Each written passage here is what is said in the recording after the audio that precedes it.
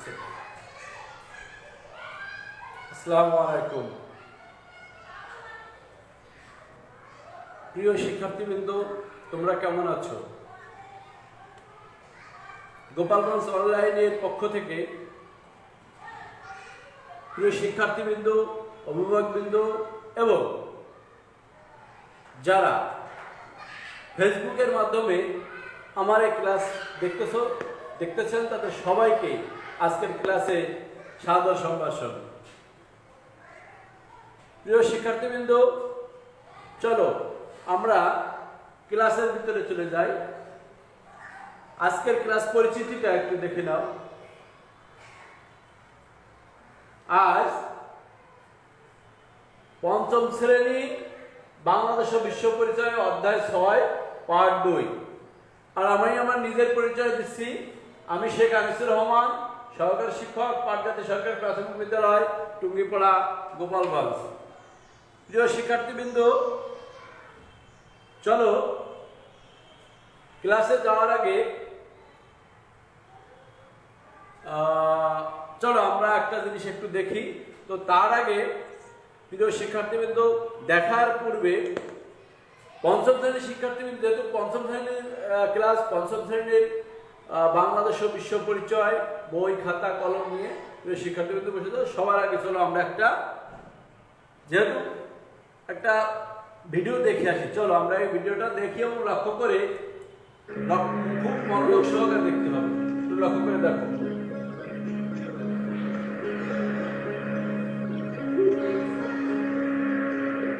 শুধু দেখতে হবে, এখানে কি বলছে সে কথাটাও শুনতে হবে।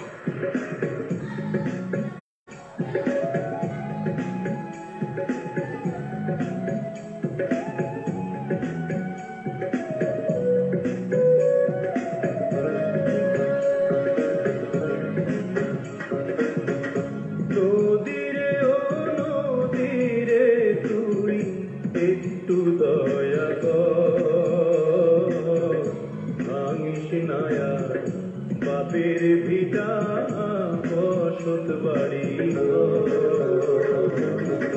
নদীরে ও নদীরে তুই একটু দয়া কর, ভাঙিস নায়া বাপের ভিটা বসত বাড়ি, ভাঙিস নায়া বাপের ভিটা বসত বাড়ি।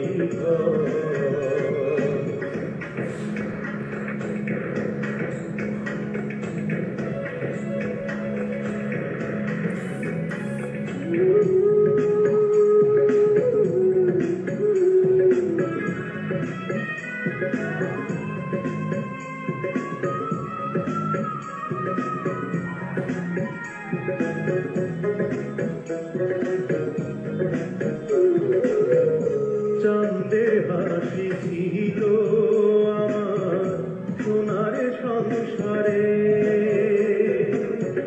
সেই হাসি তুই কায়রানি ভাঙ্গা বারে বারে।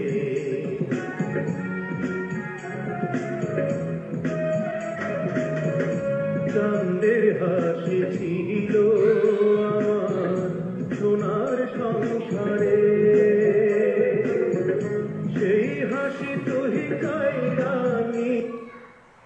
হ্যাঁ প্রিয় শিক্ষার্থীবৃন্দ, আশা করি তোমরা ভিডিওটি দেখেছো। তো ভিডিওটি যেহেতু দেখেছো, ভিডিওতে কি বলার ছিল বলো তো? এখানে শিল্পী বলেছে নদীকে অনুরোধ করেছে যে তুই আর আমার বাপের ভিটা বসত বাড়ি এগুলো তুই আর আমার এটা আর তুমি ভেঙো না, তাই তো? কিন্তু এই যে চিত্রটা, যেহেতু বাংলাদেশ নদীমাতৃক দেশ, জালের মতো ছড়িয়ে আছে সারা বাংলাদেশের নদী, সেই নদীর পাড়ে ভেঙে যায় ঘর বাড়ি, দালান কোঠা, রাস্তাঘাট, সড়ক, মহাসড়ক, জমি, ফসল সবকিছু ভেঙে শিক্ষা প্রতিষ্ঠান, অফিস আদালত, মসজিদ, মাদ্রাসা, মন্দির, সকল কিছু নদীর গর্ভে চলে যায়, নদী ভাঙনের কবলে পড়ে যায় যেখানে নদী ভাঙন থাকে। সেই শিল্পী এখানে সেই নদীকে অনুরোধ করছে যে তুমি আর আমাকে এভাবে ভেঙে আমাদেরকে আর নিঃস্ব করে দিও না। তো প্রিয় শিক্ষার্থীবৃন্দ, আশা করতেছি তোমরা বুঝতে পারছো। যেহেতু আমরা যে ভিডিওটা দেখলাম, এই ভিডিওতে কি বোঝা গেল? নদীর ভাঙনের কথা বলা হয়েছে। ঠিক বলেছো, কি বলেছো? নদী ভাঙনের কথা বলা হয়েছে। তাহলে তোমরা একটু অনুমান করো তো, একটু ধারণা করো তো, আজ আমাদের পাঠের বিষয় কি হতে পারে? ঠিক বলেছে একদম, নদী ভাঙন। আমরা একটা নদী ভাঙন, আজকের পাঠ হচ্ছে নদী ভাঙন। ধন্যবাদ। যে সমস্ত শিক্ষার্থীবৃন্দ বলতে পেরেছে তাদেরকে ধন্যবাদ।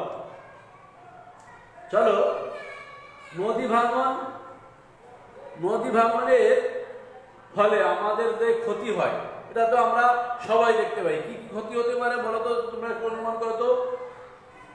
নদীতে কৃষি জমি বিলীন হয়ে যায়। বাংলাদেশ কৃষি প্রধান দেশ, শতকরা ৮০ জন মানুষ কৃষি পেশার সাথে জড়িত। সেই কৃষকের ক্ষেত জমি, ফসলি জমি যদি নদী গর্ভে চলে যায় তাহলে কৃষক নিঃস্ব হবে, ফসল ফলবে না। আমরা আমাদের পর্যাপ্ত পরিমাণের খাবার পাবো না। কৃষকরা যে আমাদের খাবারের যোগান দেয়, এই খাবারটা আর দিতে পারবে না। তাহলে আমরা সবাই ক্ষতিগ্রস্ত হব। কি হয়? নদী গর্ভে বিলীন হয়ে যায় ঘর বাড়ি, নদী গর্ভে বিলীন হয় রাস্তাঘাট, নদী গর্ভে বিলীন হয় শিক্ষা প্রতিষ্ঠান, স্কুল কলেজ মাদ্রাসা, নদী গর্ভে বিলীন হয় হাট বাজার। তাহলে এগুলো নদীর গর্ভে বিলীন হয়ে যায়। বিলীন হয়ে যাওয়া মানে শেষ হয়ে যায়। নদীতে কি কি যায়? তাহলে আমাদের সবকিছুই চলে যায়। নদী ভাঙনের কবলে পড়লে সবকিছু চলে যায়, তাই তো?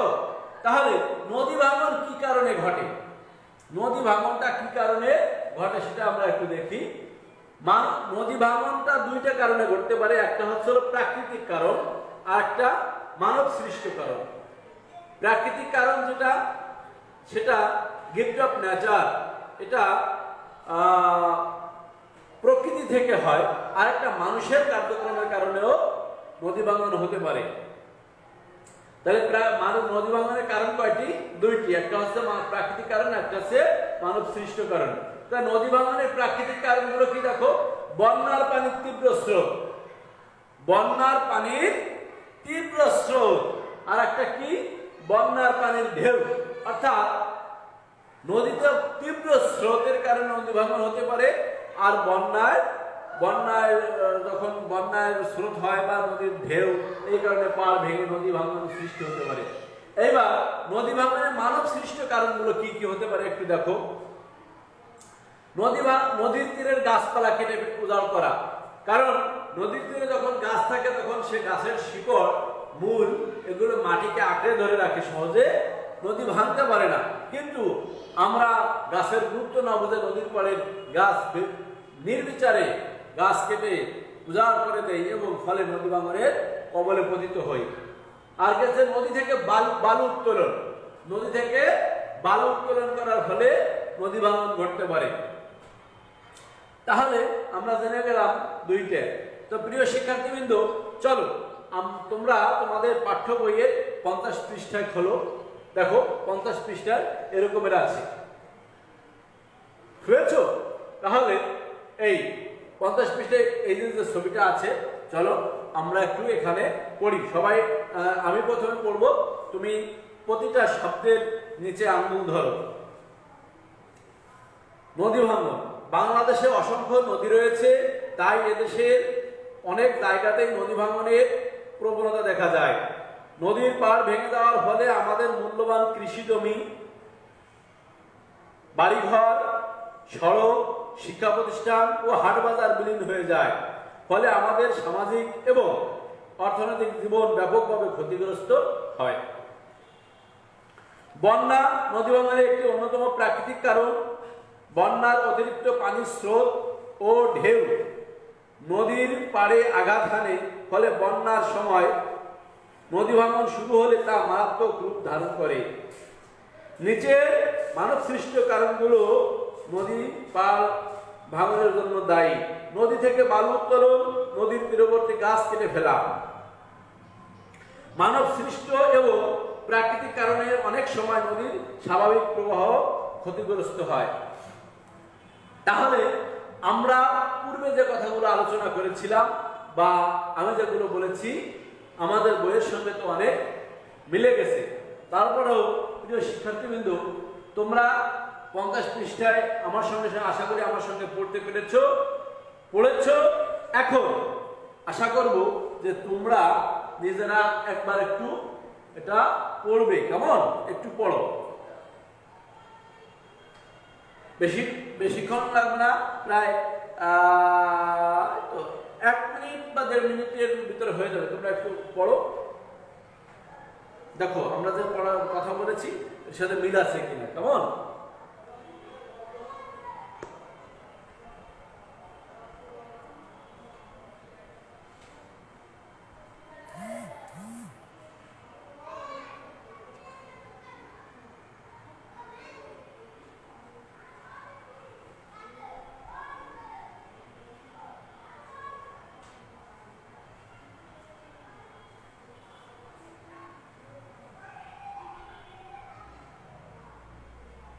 হ্যাঁ, পড়তে পেরেছো? ধন্যবাদ, আশা করি অবশ্যই পেরেছো। তাহলে প্রিয় শিক্ষার্থীবৃন্দ, এই যে ছবিটা আমরা দেখতে পাচ্ছি এটা কিসের ছবি বলো তো? এটা কিসের ছবি? বন্যার ছবি। ধন্যবাদ। তো নদী ভাঙনের একটি কারণ হচ্ছে বন্যা। নদী ভাঙনের একটি কারণ কি বলো? নদী ভাঙার 2টি কারণ তোমরা বলতে পারবে? নদী ভাঙার 2টি কারণ হচ্ছে, একটি হচ্ছে বন্যার প্রবল স্রোত এবং বন্যার পরে যে ঢেউ হয় এই ঢেউয়ের পাড় ভেঙে যায়। প্রিয় শিক্ষার্থীবৃন্দ, একটু লক্ষ্য করে দেখো যে বন্যার সময় নদী ভাঙন কেন বেশি হয়, নদী ভাঙনের ফলে আমাদের কি কি ক্ষতি হয়, আমরা এই বিষয়ে একটু আলোচনা করি। প্রথমটা সমাধান, বন্যা নদী ভাঙনের একটি অন্যতম প্রাকৃতিক কারণ। বন্যার অতিরিক্ত পানির স্রোত ও ঢেউ নদীর পাড়ে আঘাত হানে, ফলে বন্যার সময় নদী ভাঙন শুরু হলে তা মারাত্মক রূপ ধারণ করে। যে এখানে বলা হয়েছে বন্যার সময় নদী ভাঙন কেন বেশি হয়, এই তো কারণ যে বন্যা নদী ভাঙনের একটি অন্যতম প্রাকৃতিক কারণ। বন্যার অতিরিক্ত পানির স্রোত, বন্যা যখন হয় তখন তো নদী, খাল, বিল, জমি সব পানিতে তলিয়ে যায় এবং পানির প্রবল স্রোত তখন আমরা দেখতে পাই। এই প্রবল স্রোতের টানে নদী ভেঙে যায়। আবার নদী ভাঙন শুরু হলে, এই সময় নদী ভাঙন শুরু হলে সেই নদী ভাঙনটাও খুব তীব্রতর হয়। এরপরে আসলে নদী ভাঙনের ফলে আমাদের কি কি ক্ষতি হয়। নদী ভাঙন যদি হয় সেক্ষেত্রে আমরা কি কি ক্ষতির সম্মুখীন হই। প্রিয় শিক্ষার্থীবৃন্দ দেখো, নদী ভাঙনের ফলে মূল্যবান কৃষি জমি, বাড়িঘর, সড়ক, মহাসড়ক, শিক্ষা প্রতিষ্ঠান, হাট বাজার বিলীন হয়ে যায়। বিলীন হওয়া মানে নিঃশেষ হয়ে যাওয়া বা শেষ হয়ে যাওয়া। এরপরে দেখো প্রিয় শিক্ষার্থীবৃন্দ, তো মানুষের কি কি কাজের জন্য নদী ভাঙে, আমরা অর্থাৎ কথাটা একটু ঘুরিয়ে বলা হয়েছে যে মানব সৃষ্ট কোন কোন কাজের জন্য নদী ভাঙে। এটা আশা করি তোমরা পারবে না? হ্যাঁ, বলেছি তো কিছুক্ষণ আগে যে নদী থেকে বালু উত্তোলন এবং নদীর তীরবর্তী যে সমস্ত গাছপালা থাকে সেই গাছপালা কেটে ফেলতে নদী ভাঙন হয়। আর এই কাজগুলোই করে মানুষ এবং তাই এই কাজগুলোকে নদী ভাঙনের মানব সৃষ্ট কারণ বলা হয়েছে। প্রিয় শিক্ষার্থীবৃন্দ, তো যে আশা করব যে তোমরা তো অবশ্যই বাড়িতে আছো, তো বাড়িতে থাকো, ঘরে থাকো, স্বাস্থ্যবিধি মেনে চলবো। যেহেতু স্কুল আবার 19 ডিসেম্বর পর্যন্ত তোমাদের শ্রেণী পাঠদান বন্ধ হয়েছে, অতএব 19 ডিসেম্বর পর্যন্ত বন্ধ হয়েছে, অর্থাৎ এবছরে আর হয়তো আমরা আর ক্লাস পাবো না, ওই সরাসরি স্কুলে এসে ক্লাস পাবো না, এই অনলাইনের মাধ্যমেই তোমাদের ক্লাস চলবে। তোমরা প্রতিদিন সকাল 9টা 15 মিনিট থেকে যে সংসদ টিভিতে তোমাদের ক্লাস হয় বিভিন্ন শ্রেণীতে, এই ক্লাসগুলো দেখবে। FM রেডিওতে যে ক্লাস হয় সেটা শুনবে, এবং গোপালগঞ্জ অনলাইন স্কুল সহ বাংলাদেশের বিভিন্ন অনলাইন পেজে তোমাদের প্রতিনিয়ত ক্লাস হচ্ছে। তোমরা হয়তো আগে একটা স্কুলের ক্লাস করতে, এখন তোমাদের সারা বাংলাদেশে অসংখ্য অনলাইন ক্লাসরুম সৃষ্টি হয়েছে। এখান থেকে তোমরা প্রতিদিনই অসংখ্য ক্লাস তোমরা দেখতে পাবে। তো আর দেরি নয়, তোমরা এখনই তোমাদের মনোযোগ সহকারে এই ক্লাসগুলো দেখবে এবং তোমাদের প্রতিদিনের কাজ প্রতিদিন করবে, কেমন? তাই বাড়িতে যদি থাকো, আমি আজকে যে যতটুকু আমরা ক্লাস করেছি সেই ক্লাসের উপরে আমরা তোমাদের একটা বাড়ির কাজ দিচ্ছি। নদী ভাঙন, আমরা যে নদী ভাঙনটা ভাঙে, এর কারণ যেহেতু আমরা জেনেছি, তাহলে এই কারণটা আমরা কিভাবে নদী ভাঙন রোধ করতে পারি সের উপরকে কয়েকটা বাক্য তোমরা লিখে রাখবে। সেটা আমাকেও দেখাতে পারো, অথবা তোমাদের স্কুলের স্যার ম্যাডাম যারা আছেন তাদেরকে তোমরা যে কোনো এটা তোমরা দেখাতে পারো। আর আমাকে যদি তোমাদের দেখাতে হয় ফেসবুকের মেসেঞ্জার, ইমো, ভাইবার অথবা মোবাইল ফোনের মাধ্যমে যদি আমাকে দেখাতে চাও, আমি তোমাদের যেটা বাড়ির কাজ করে তোমরা দেখাও, আমি অবশ্যই সেটা তোমাদের দেখে সংশোধন বিনোদন থাকলে সেটা করে দেবো। তো প্রিয় শিক্ষার্থীবৃন্দ, আজ আমাদের এই ক্লাস শেষ করতে চাচ্ছি। আজকে এখানে শেষ করব, এবং পরবর্তী ক্লাসে আবার তোমাদের সঙ্গে দেখা হবে। সবাই ভালো থেকো, আল্লাহ হাফেজ।